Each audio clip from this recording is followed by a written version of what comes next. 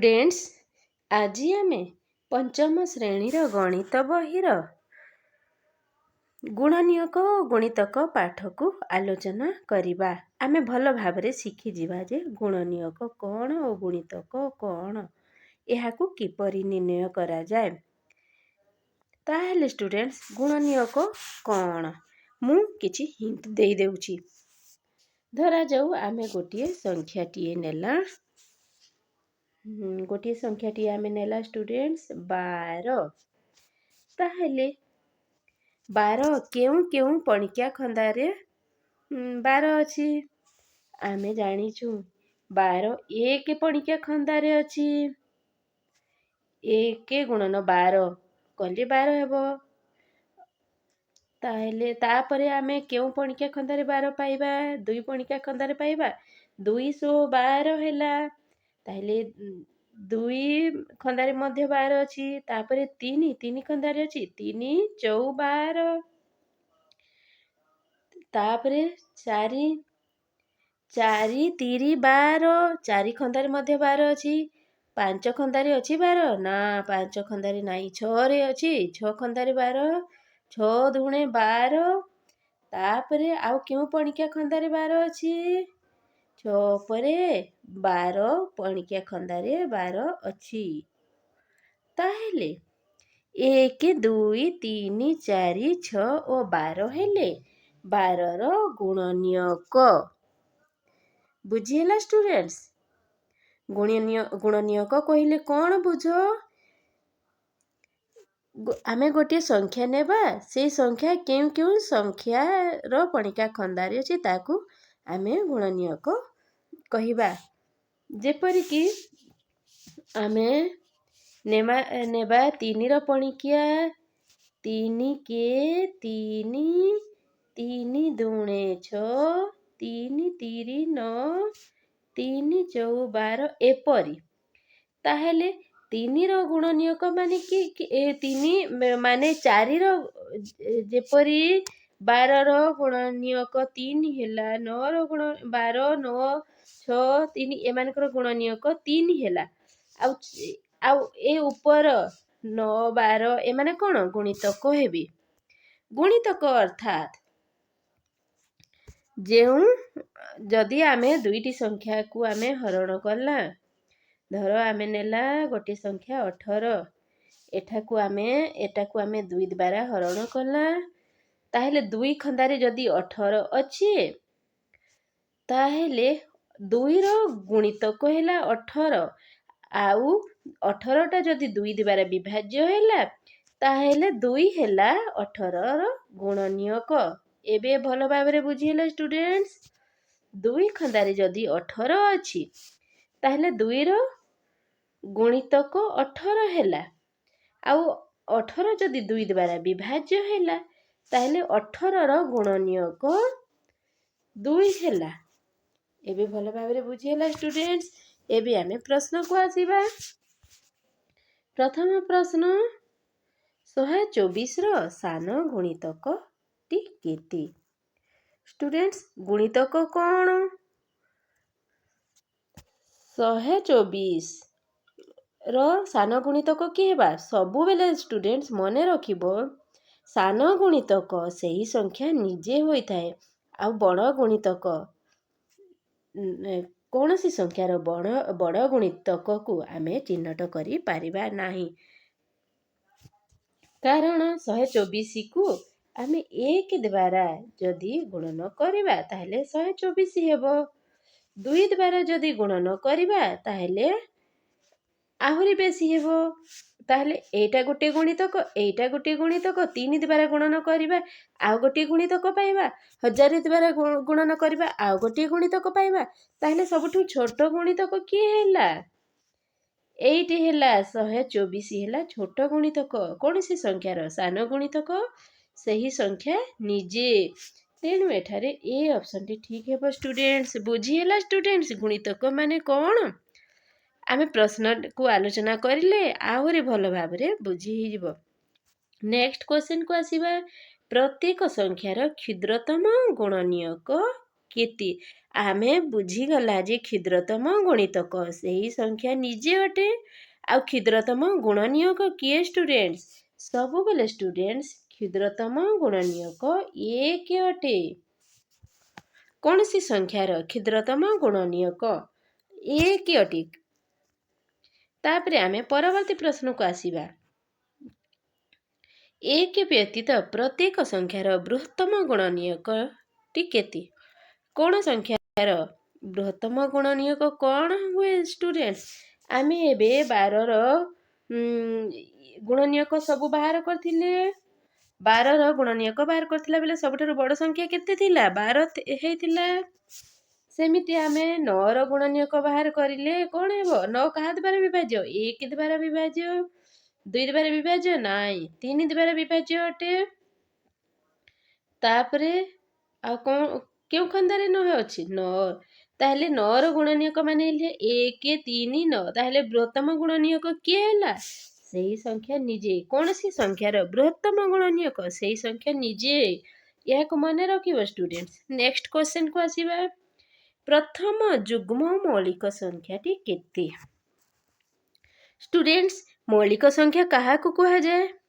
ଯେଉଁ ସଂଖ୍ୟାର ମାତ୍ର 2ଟି ଗୁଣନୀୟକ ଥାଏ ଆମେ ତାକୁ ମୌଳିକ ସଂଖ୍ୟା କହିଥାଉ। ଆଉ ସେଇ ଦୁଇଟି ଗୁଣନୀୟକ କିଏ? 1 ଓ ସେଇ ସଂଖ୍ୟା ନିଜେ। ଉଦାହରଣ ସ୍ୱରୂପ ଆମେ ଗୋଟିଏ ସଂଖ୍ୟା ନେଲା 5। 5 ସଂଖ୍ୟାଟି କାହା କାହା ଦ୍ୱାରା ବିଭାଜ୍ୟ ହେବ? 1 ଦ୍ୱାରା ହେବ ଆଉ 5 ଦ୍ୱାରା ହେବ। ଆଉ କୌଣସି ସଂଖ୍ୟା ଦ୍ୱାରା 5 ବିଭାଜ୍ୟ ହେବ? ନା, ହେବ ନାହିଁ। ତାହେଲେ 5ର କେତୋଟି ଗୁଣନୀୟକ ହେଲେ? 2ଟି। ତାହେଲେ 5 ଏକ ମୌଳିକ ସଂଖ୍ୟା ହେଲା। ଆମ ପ୍ରଶ୍ନରେ ଅଛି ପ୍ରଥମ ଯୁଗ୍ମ ମୌଳିକ ସଂଖ୍ୟା କିଏ? ଯୁଗ୍ମ ସଂଖ୍ୟା କାହାକୁ କୁହାଯାଏ ଷ୍ଟୁଡେଣ୍ଟସ୍? ଯେଉଁ ସଂଖ୍ୟା 2 ଦ୍ୱାରା ବିଭାଜ୍ୟ ହୁଏ ତାହାକୁ ଆମେ ଯୁଗ୍ମ ସଂଖ୍ୟା କହିଥାଉ। ବା ଯେଉଁ ସଂଖ୍ୟା ଆମେ 2 ଜଣଙ୍କ ମଧ୍ୟରେ ବାଣ୍ଟି ପାରିବା ଆମେ ତାକୁ ଯୁଗ୍ମ ସଂଖ୍ୟା କହିଥାଉ। ତାହେଲେ ପ୍ରଥମ ଯୁଗ୍ମ ମୌଳିକ ସଂଖ୍ୟାଟି କେତେ ହେବ? 2। ଆମେ ଗୋଟିଏ ସଂଖ୍ୟା 2 ନେଲା।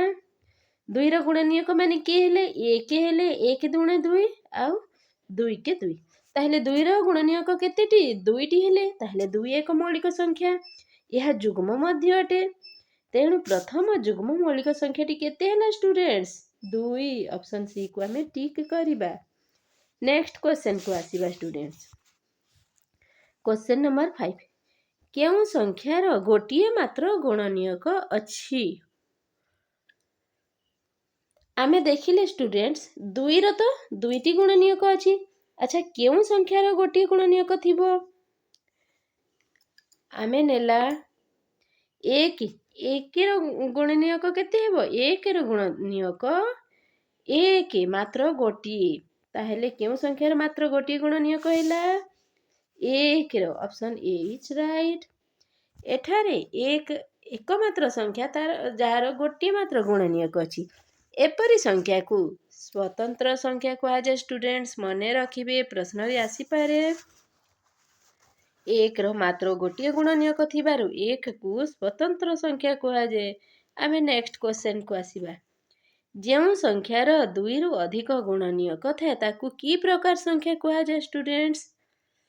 ତାକୁ ମୌଳିକର ବିପରୀତ ସଂଖ୍ୟା କୁହାଯାଏ। ମୌଳିକର ବିପରୀତ ସଂଖ୍ୟା କ'ଣ? ଯୌଗିକ ସଂଖ୍ୟା। 2ରୁ ଅଧିକ ଗୁଣନୀୟକ ଥିବା ସଂଖ୍ୟାକୁ ଆମେ ଯୌଗିକ ସଂଖ୍ୟା କହିଥାଉ। Option B is correct. Come to the next question. କେଉଁଟି 6ର ଏକ ଗୁଣନୀୟକ ନୁହେଁ? ଆମେ 6ର ଗୁଣନୀୟକ ନିର୍ଣ୍ଣୟ କରିବା। ଆମେ ନେଲା 6। କେଉଁ ଖଣ୍ଡରେ 6 ଅଛି? 1 ଖଣ୍ଡରେ ଅଛି। 1 ଶୋ 6। 2 ଖଣ୍ଡରେ ମଧ୍ୟ ଅଛି। 2 3 6। 3 ଖଣ୍ଡରେ ମଧ୍ୟ ଅଛି 6। 3 ଦୁଗୁଣେ 6। 4 ଖଣ୍ଡରେ ଅଛି? ନା। ତାହେଲେ ଆମେ ବର୍ତ୍ତମାନ ଅପସନକୁ ଆସିବା। କେଉଁଟି 6ର ଏକ ଗୁଣନୀୟକ ନୁହେଁ? ଅପସନ୍ ଏରେ ଅଛି 1।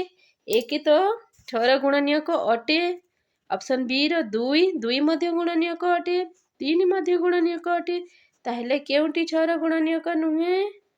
4। Option D is correct. ଆମେ ନେକ୍ସଟ କ୍ୱେଶ୍ଚନକୁ ଆସିବା ଷ୍ଟୁଡେଣ୍ଟସ୍। 100 ମଧ୍ୟରେ 2ର ଗୁଣିତକ ସଂଖ୍ୟା କେତୋଟି ଅଛି? 100 ମଧ୍ୟରେ 2ର ଗୁଣିତକ ସଂଖ୍ୟା କେତେଟି ଅଛି ଆମେ ନିର୍ଣ୍ଣୟ କରିବା। 2ର ଗୁଣିତକ ମାନେ କିଏ କିଏ ହେବେ ଷ୍ଟୁଡେଣ୍ଟସ୍? 2ର ଗୁଣିତକ ମାନେ ହେବେ 2, 4, 6, 8, 10 ଏମିତି। ମାନେ ଯଦି ଆମେ 1ରୁ 10 ପର୍ଯ୍ୟନ୍ତ ନେଲେ ଏଠି ଆମର 5ଟି ଗୁଣିତକ ବାହାରିଲା, ତାହେଲେ 100ରେ କେତୋଟି ଗୁଣିତକ ବାହାରିବ? 100ର ଅଧା ଗୁଣିତକ ବାହାରିବ। କାରଣ ଆମେ 2ର ଗୁଣିତକ ନିର୍ଣ୍ଣୟ କରୁଥିବାରୁ ଆମେ 100ରେ କେତୋଟି ଗୁଣିତକ ପାଇବା? 50ଟି ପାଇବା ଷ୍ଟୁଡେଣ୍ଟସ୍। ଏଣୁ ଏଠାରେ ଅପସନ୍ ସି ଟି କରେକ୍ଟ ହେବ। 100ରେ 2ର ଗୁଣିତକ ସଂଖ୍ୟା କେତୋଟି? 50। ଆମେ 100କୁ 2 ଦ୍ୱାରା ଭାଗ କରିଦେବା, 50 ହେବ। 100ରେ 50ଟି ଗୁଣିତକ। ଆମେ ନେକ୍ସଟ କ୍ୱେଶ୍ଚନକୁ ଆସିବା, କ୍ୱେଶ୍ଚନ ନମ୍ବର 9। 180ର ଗୁଣିତକ କ'ଣ ନ ହୋଇପାରେ? ଷ୍ଟୁଡେଣ୍ଟସ୍ 180ର ଗୁଣିତକ ମାନେ କିଏ କିଏ ହେବେ? 180 କେ 180 ମାନେ ସବୁ ଗୁଣିତକ 180 ବା ତାଠାରୁ ବଡ଼ ହେଇପାରେ। ଗୁଣିତକ କ'ଣ ହୁଏ? କୌଣସି ସଂଖ୍ୟାର ଗୁଣିତକ କ'ଣ ହୁଏ? ସେଇ ସଂଖ୍ୟା ସଙ୍ଗେ ସମାନ ବା ତାଠାରୁ ବଡ଼ ହେଇପାରେ। ତାହେଲେ ଅପସନରେ ଆମେ ବାଛି ନେବା ଯେ 180ର ଗୁଣିତକ କିଏ ହୋଇ ନପାରେ। ଅପସନ୍ ଏ ଅଛି 180 ହେବ, 180ର ଗୁଣିତକ 180 ହେବ। ଅପସନ୍ ବିରେ 180ରୁ ବଡ଼, ହଁ 180ର ଗୁଣିତକ 180ରୁ ବଡ଼ ହେଇପାରେ। ଅପସନ୍ ସିରେ ଅଛି 180ରୁ ସାନ, 180ର ଗୁଣିତକ 180ରୁ ସାନ ହୋଇନପାରେ ଷ୍ଟୁଡେଣ୍ଟସ୍। ଏଣୁ ଏଠାରେ ଅପସନ୍ ସି ଟି ଠିକ୍ ହେବ। ଆମେ ନେକ୍ସଟ କ୍ୱେଶ୍ଚନକୁ ଆସିବା। ଗୋଟିଏ ସଂଖ୍ୟାର କେତୋଟି ଗୁଣିତକ ଥାଏ? ଷ୍ଟୁଡେଣ୍ଟସ୍ ମନେ ରଖିବେ, କୌଣସି ଏକ ସଂଖ୍ୟାର ଅସଂଖ୍ୟ ଗୁଣିତକ ଥାଏ। ଗୁଣନୀୟକ ଫିକ୍ସ ଥାଏ, କିନ୍ତୁ ଗୁଣିତକ ସବୁବେଳେ ଅସଂଖ୍ୟ ଥାଏ ଷ୍ଟୁଡେଣ୍ଟସ୍। ଆମେ କୌଣସି ସଂଖ୍ୟାକୁ କୌଣସି ସଂଖ୍ୟା ଦ୍ୱାରା ଗୁଣ ନ କଲେ ଗୁଣଫଳ ଯାହା ହୁଏ ତାହାକୁ ଆମେ ଗୁଣିତକ କହିଥାଉ। ତାହେଲେ କୌଣସି ସଂଖ୍ୟାକୁ ଆମେ କୌଣସି ସଂଖ୍ୟାରେ ଗୁଣ ନ କଲେ ତାର ସଂଖ୍ୟା ତ ବଢ଼ି ବଢ଼ି ଚାଲିବ।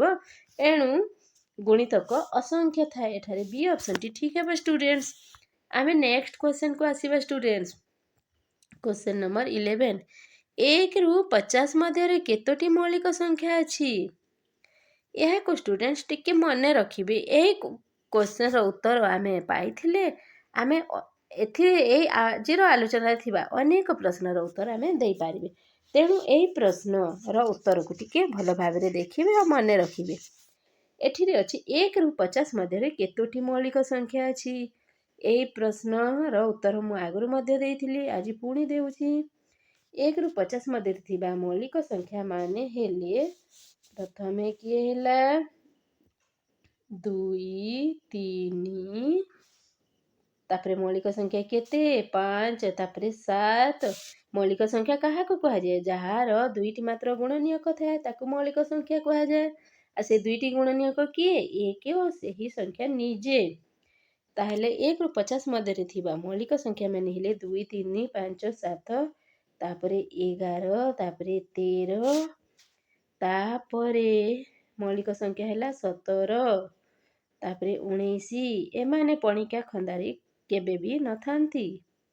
କୌଣସି ପଣିକିଆ ଖନ୍ଦାରେ ଏମାନେ ନଥିବେ, ଖାଲି 1 ଆଉ ଏମାନଙ୍କର ନିଜ ପଣିକିଆ ଖନ୍ଦାରେ ଏମାନେ ଥାନ୍ତି।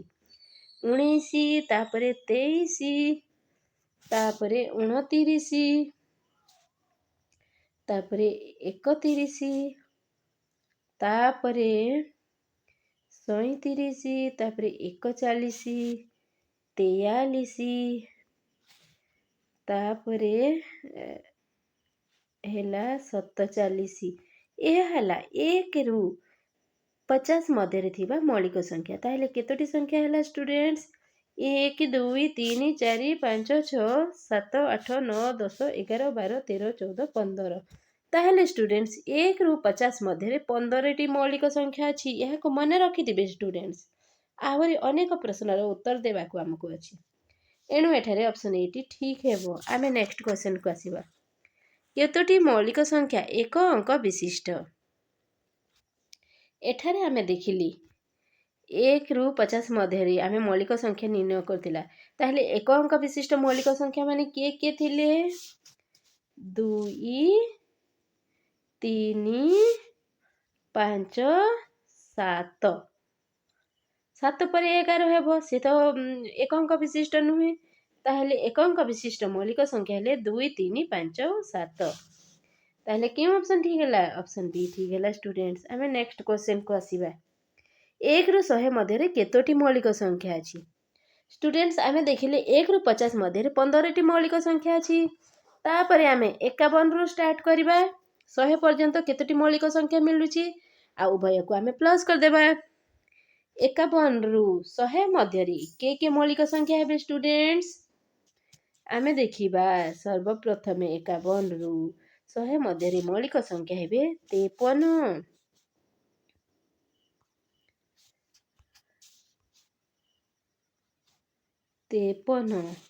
ତାପରେ 59, ତାପରେ 61, ତାପରେ ହେଲା 67, ତାପରେ 71, ତାପରେ 73, ତାପରେ 79, ତାପରେ 83, ତାପରେ 89 ଆଉ 97। ତାହେଲେ କେତୋଟି ହେଲା? 1, 2, 3, 4, 5, 6, 7, 8, 9, 10।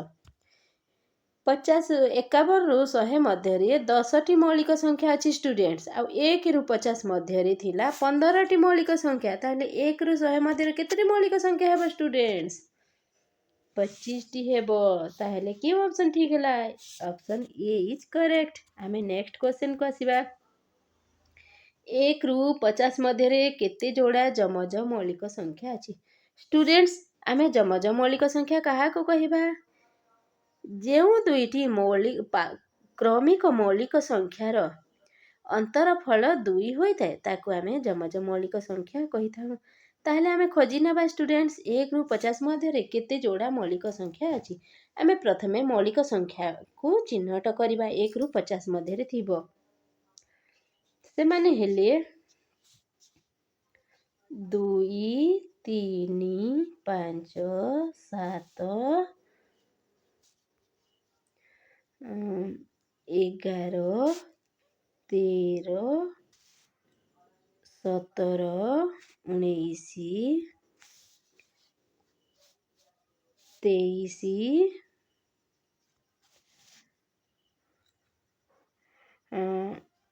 23, 29, 31, 37, 41, 43 ଆଉ 47। ଏମାନେ ହେଲେ 1 ରୁ 50 ମଧ୍ୟରେ ଥିବା ମୌଳିକ ସଂଖ୍ୟା। ତାହେଲେ ଏମାନଙ୍କ ମଧ୍ୟରେ ଆମେ ଯମଜ ମୌଳିକ ସଂଖ୍ୟା ଖୋଜିବା ଷ୍ଟୁଡେଣ୍ଟସ୍। ଯମଜ ମୌଳିକ ସଂଖ୍ୟା କାହାକୁ କୁହାଯାଏ?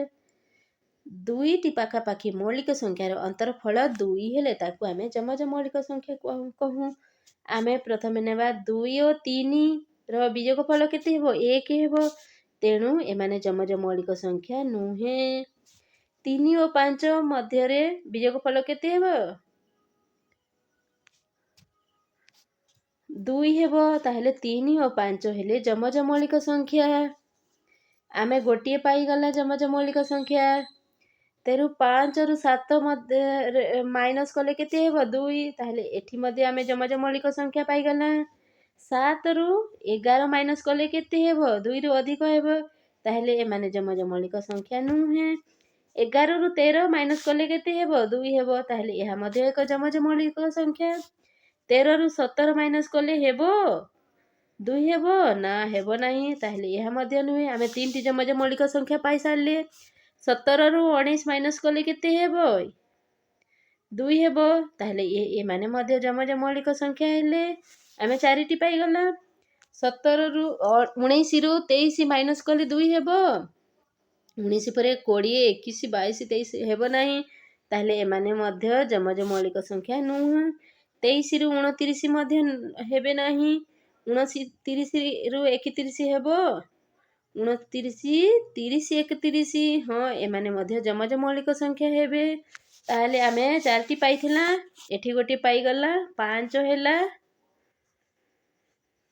आमे 5टी जमज मौलिक संख्या पाई सारलेनी तापर 31 रु 130 हेबो नाही 130 रु 41 हेबो नाही 41 रु 43 हेबे 5टी पाइथिला आ गोटे पाइगला 6टी हेले 43 रु 47 हेबे नाही ताहले आमे मोट केतोटी जमज मौलिक संख्या पाइले स्टूडेंट्स 6टी ऑप्शन सी इज करेक्ट 1 रु 50 मध्यरे आमे 6 जोड़ा जमज मौलिक संख्या पाइले ऑप्शन सी इज करेक्ट आमे नेक्स्ट क्वेश्चन को आसीबा स्टूडेंट्स 1 रु 50 मध्यरे केतोटी यौगिक संख्या अछि आमे 1 रु 50 मध्यरे थिबा यौगिक संख्या को निर्णय करिबा देखिबा स्टूडेंट्स आमरो 1 रु 50 मध्यरे मौलिक संख्या केतेटी थिला 1 रु 50 मध्यरे मौलिक संख्या थिला 15टी थिला ना ताहले यौगिक संख्या केतेटी हेबो अन्य जहा रहिले समस्त यौगिक संख्या हेबे किंतु एक तो यौगिक संख्या नुहे एक हेउची स्वतंत्र संख्या ताहले 1 रु 50 मध्यरे केतोटी यौगिक संख्या हेबे 1 रु 50 मध्यरे मौलिक संख्या हेले 15टी ताहले बाकी जहा रहिले सब यौगिक संख्या हुअन्ते यौगिक संख्या 35 50 रु 15 गला 35 किंतु एठिरे गोटे संख्या अछि जहा यौगिक नुहे कि मौलिक नुहे ताहला एक स्वतंत्र संख्या ताहले आमे 50 रु 16 माइनस करबा 34 हेबो एठिरे 34 ऑप्शन नाही तेनो ए नंबर टी भूल अछि 1 रु 50 मध्यरे 34 टी यौगिक संख्या अछि आमे नेक्स्ट क्वेश्चन को आसीबा जेउ संख्यार मात्र 2टी उत्पादक थाए ताकू की प्रकार संख्या कुहाजे याकू बारंबार मु कहि आसीछि स्टूडेंट उत्पादक माने गुणनीयक जेउ संख्यार मात्र 2टी गुणनीयक थाए आमे ताकू मौलिक संख्या कहि थाउ स्टूडेंट्स ऑप्शन ए टी ठीक अछि आमे नेक्स्ट क्वेश्चन को आसीबा 24 रो गुणनीयक माने की आमे खोजिबा 24 रो गुणनीयक माने 24 रो गुणनीयक माने ऑप्शन ए को आसीबा 1 2 3 6 12 24 एमाने समस्ते 24 रो गुणनीयक अछंती किंतु आहुरी गुणनीयक अछंती जहा ए ऑप्शन रे नाही तेणु बी को आसीबा बी रे अछि 1 2 3 4 6 8 12 24 एपरी केतेटी गुणनीयक अछि 1 2 3 4 5 6 7 8 24 रो 8टी गुणनीयक थाए जहा बी ऑप्शन रे अछि एणु बी ऑप्शन टी ठीक अटी स्टूडेंट्स आमे नेक्स्ट क्वेश्चन को आसीबा प्रत्येक संख्यार गुणनीयक केते प्रत्येक संख्यार गुणनीयक 1 अटी स्टूडेंट्स 1 हेला प्रत्येक संख्यार गुणनीयक एणु ऑप्शन डी टी ठीक अटी स्टूडेंट्स आमे नेक्स्ट को आसीबा नेक्स्ट क्वेश्चन नंबर 19 20 रो गुणनीयक माने की आमे जेपरि 24 रो गुणनीयक देखिले सेहि परि आमे 20 रो गुणनीयक देखिबा 20 रो गुणनीयक की हेबे प्रथमे आमे निजे निर्णय करबा 20 रो गुणनीयक 20 रो गुणनीयक एक खंडारे 20 अछि एक तो समस्त संख्यार गुणनीयक 2 दशा 20 2 मध्य गुणनीयक हेला 20 रो 3 रे 3 खंडारे 20 नाही 4 खंडारे 20 अछि 4 पंचा 20 5 खंडारे मध्य 20 अछि तापरे 6 7 एमानको खंडारे 20 नाही नेक्स्ट केते तापरे 10 खंडारे 20 अछि तापरे 20 केतोटी गुणनीयक हेला 1 2 3 4 5 6 एमाने समस्ते केउ ऑप्शन रे अछंती ऑप्शन सी रे अछंती एणु ऑप्शन सी टी करेक्ट आंसर आमे नेक्स्ट क्वेश्चन को आसीबा 19 रो केतोटी गुणनीयक अछि स्टूडेंट्स 19 रो गुणनीयक किए 1 और 19 एक मौलिक संख्या अटी एणु यार मात्र 2टी गुणनीयक अछि स्टूडेंट्स आमे नेक्स्ट क्वेश्चन को आसीबा 1 ରୁ 50 ମଧ୍ୟରେ କେତେ ଯୋଡ଼ା ଯମଜ ମୌଳିକ ସଂଖ୍ୟା ଅଛି? ଏହି ପ୍ରଶ୍ନର ଉତ୍ତର ଏବେ ଆମେ କରିଥିଲେ କେତେଟି ହେଇଥିଲା? 6ଟି ହେଇଥିଲା। Option C is correct. Next କ୍ୱେଶ୍ଚନକୁ ଆସିବା। ଦୁଇଟି ଯମଜ ମୌଳିକ ସଂଖ୍ୟା ମଧ୍ୟରୁ ଗୋଟିଏ 41 ହେଲେ ଅନ୍ୟଟି କେତେ ହେବ? ଗୋଟିଏ 41 ହେଲେ ଅନ୍ୟଟି କେତେ ହେବ? 37 ହେବ ନା। ଦୁଇଟି ଯମଜ ମୌଳିକ ସଂଖ୍ୟାକୁ ମାଇନସ୍ କଲେ -2 ହେଉଥାଏ। ତାହେଲେ 37 ହେବ ନାହିଁ। 39 ହେବ ନାହିଁ। 39 ତ ମୌଳିକ ନୁହେଁ, ଏ ତ ଯୁଗ୍ମ ସଂଖ୍ୟା ଅଟେ। 43 ହେବ? ହଁ, 43 ହେବ 41ର ଅନ୍ୟ ଯୋଡ଼ା ଯମଜ ମୌଳିକ ସଂଖ୍ୟା। ଏଣୁ ଅପସନ୍ ସି ଟି ଠିକ୍ ଉତ୍ତର ହେବ ଷ୍ଟୁଡେଣ୍ଟସ୍। ଆମେ ନେକ୍ସଟ କ୍ୱେଶ୍ଚନକୁ ଆସିବା। ଯମଜ ମୌଳିକ ସଂଖ୍ୟା ଦ୍ୱୟ ମଧ୍ୟରେ ପାର୍ଥକ୍ୟ କେତେ? ଏହାକୁ ମୁଁ ଆଗରୁ କହିଦେଇଛି ଷ୍ଟୁଡେଣ୍ଟସ୍। ଯମଜ ମୌଳିକ ସଂଖ୍ୟା ମଧ୍ୟରେ ପାର୍ଥକ୍ୟ ସବୁବେଳେ 2 ହୁଏ। Option C is correct. ଯେଉଁ ସଂଖ୍ୟାର 3ଟି ଗୁଣନୀୟକ ଥାଏ ତାହା କେଉଁ ସଂଖ୍ୟା ଅଟେ ଷ୍ଟୁଡେଣ୍ଟସ୍? 3ଟି ଗୁଣନୀୟକ ଥିଲେ ଆମେ ତାକୁ ଯୌଗିକ ସଂଖ୍ୟା କହିଥାଉ students. Option B is correct. Come to the next question. ପ୍ରତ୍ୟେକ ସଂଖ୍ୟା କାହାର ଗୁଣିତକ ଅଟେ? ପ୍ରତ୍ୟେକ ସଂଖ୍ୟା 1ର ଗୁଣିତକ ଅଟେ ଷ୍ଟୁଡେଣ୍ଟସ୍। ଯେପରି 1ର ଗୁଣିତକ ପ୍ରତ୍ୟେକ ସଂଖ୍ୟା ଅଟନ୍ତି। ଏଣୁ ଏଠାରେ ଅପସନ୍ ବି ଟି ଠିକ୍ ଅଟେ ଷ୍ଟୁଡେଣ୍ଟସ୍। ଆମେ ନେକ୍ସଟ କ୍ୱେଶ୍ଚନକୁ ଆସିବା। 55ର ଗୁଣନୀୟକ ମଧ୍ୟରୁ କେତୋଟି ଗୁଣନୀୟକ ମୌଳିକ ସଂଖ୍ୟା ଅଟନ୍ତି? ତାହେଲେ ଆମେ 55ର ଗୁଣନୀୟକ ନିର୍ଣ୍ଣୟ କରିବା ଷ୍ଟୁଡେଣ୍ଟସ୍। ଆମେ ଉତ୍ପାଦକ ମାଧ୍ୟମରେ ମଧ୍ୟ ଗୁଣନୀୟକ ନିର୍ଣ୍ଣୟ କରିପାରୁ। 55 କେଉଁ ଖଣ୍ଡରେ 55 ଯିବେ? 1 ଆଉ 55 ତ 55 ଗୁଣନୀୟକ ମାନେ ହେଲେ, ଆଉ ତାପରେ କେଉଁ ଖଣ୍ଡ ଦେବାର ଯିବ? ଏମାନେ 5 ଦେବାର ଯିବେ। 5 ଖଣ୍ଡରେ 55 କେଉଁଠି? 5 କି 5 5 କି 5 11। ତାହେଲେ 55 ଗୁଣନୀୟକ ମାନେ କେତେ ହେଲେ? 1 55 5 ଆଉ 11 4ଟି ଗୁଣନୀୟକ ହେଲେ। ଏମାନଙ୍କ ମଧ୍ୟରୁ ମୌଳିକ ସଂଖ୍ୟା କିଏ? କେତୋଟି ଗୁଣନୀୟକ ମୌଳିକ ଅଟନ୍ତି ଷ୍ଟୁଡେଣ୍ଟସ୍? ଆମେ ଦେଖିବା 5 ଓ 11 ଏମାନେ ଦୁଇଟି ମୌଳିକ ସଂଖ୍ୟା ଅଟନ୍ତି, ଯେମାନେ କି 55ର ଗୁଣନୀୟକ। ଏଣୁ ଅପସନ୍ ବି ଟି ଠିକ୍ ହେବ ଷ୍ଟୁଡେଣ୍ଟସ୍। ଆମେ ନେକ୍ସଟ କ୍ୱେଶ୍ଚନକୁ ଆସିବା। 50ରୁ 100 ମଧ୍ୟରେ କେତୋଟି ମୌଳିକ ସଂଖ୍ୟା ଅଛି? 50ରୁ 100 ମଧ୍ୟରେ କେତୋଟି ଅଛି ଷ୍ଟୁଡେଣ୍ଟସ୍ ମୌଳିକ ସଂଖ୍ୟା? ଆମେ ଏହାର ପ୍ରଶ୍ନ ଦେଇଥିଲେ 10ଟି ଅଛି। ଆମେ ନେକ୍ସଟ କ୍ୱେଶ୍ଚନକୁ ଆସିବା।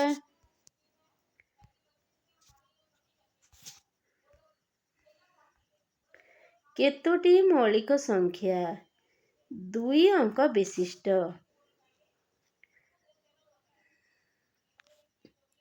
2 ଅଙ୍କ ବିଶିଷ୍ଟ ମୌଳିକ ସଂଖ୍ୟା ମାନେ କିଏ କିଏ ଷ୍ଟୁଡେଣ୍ଟସ୍? ଆମେ ଦେଖିଲା 1ରୁ 100 ମଧ୍ୟରେ 25ଟି ମୌଳିକ ସଂଖ୍ୟା ଅଛନ୍ତି। ସେଥିମଧ୍ୟରୁ 4ଟି ମୌଳିକ ସଂଖ୍ୟା 1 ଅଙ୍କ ବିଶିଷ୍ଟ। ଏଣୁ ବାକି କେତେ ରହିଲା? 21ଟି। 21ଟି ମୌଳିକ ସଂଖ୍ୟା 2 ଅଙ୍କ ବିଶିଷ୍ଟ ହେବେ students. Option C is correct. Come to the next question. 1ରୁ 30 ମଧ୍ୟରେ କେତୋଟି ମୌଳିକ ସଂଖ୍ୟା ଅଛି? କିଏ କିଏ ହେବେ 1ରୁ 30 ମଧ୍ୟରେ ମୌଳିକ ସଂଖ୍ୟା? 1ରୁ 30 ମଧ୍ୟରେ ମୌଳିକ ସଂଖ୍ୟା ହେବେ 2 3 5 7 11 13 17 19 ତାପରେ 23 ପରେ ମୌଳିକ ସଂଖ୍ୟା ହେବେ 29। ଏତିକି ହେଲେ 1ରୁ 30 ମଧ୍ୟରେ ଥିବେ ମୌଳିକ ସଂଖ୍ୟା। କେତୋଟି ହେଲେ? 1 2 3 4 5 6 7 8 9 10। 10ଟି ଷ୍ଟୁଡେଣ୍ଟସ୍। 1ରୁ 30 ମଧ୍ୟରେ କେତୋଟି ମୌଳିକ ସଂଖ୍ୟା? 10ଟି। Option C is correct. ଆମେ ନେକ୍ସଟ କ୍ୱେଶ୍ଚନକୁ ଆସିବା। ଏହା ହେଉଛି ଲାଷ୍ଟ କ୍ୱେଶ୍ଚନ। 90ରୁ 100 ମଧ୍ୟରେ କେତୋଟି ମୌଳିକ ସଂଖ୍ୟା ଅଛନ୍ତି? 90ରୁ 100 ମଧ୍ୟରେ ଥିବା ମୌଳିକ ସଂଖ୍ୟା କିଏ ଷ୍ଟୁଡେଣ୍ଟସ୍? 90ରୁ 100 ମଧ୍ୟରେ ମାତ୍ର 1ଟି ମୌଳିକ ସଂଖ୍ୟା ଅଛି, ଆଉ ସେଇଟା ହେଲା 97। ତେଣୁ କେଉଁ ଅପସନ୍ ଠିକ୍ ହେବ? ଅପସନ୍ ଡି ଠିକ୍ ହେବ ଷ୍ଟୁଡେଣ୍ଟସ୍। ଷ୍ଟୁଡେଣ୍ଟସ୍, ଆଜିର କ୍ଲାସ୍କୁ ଆମେ ଏଇଠି ରଖିବା।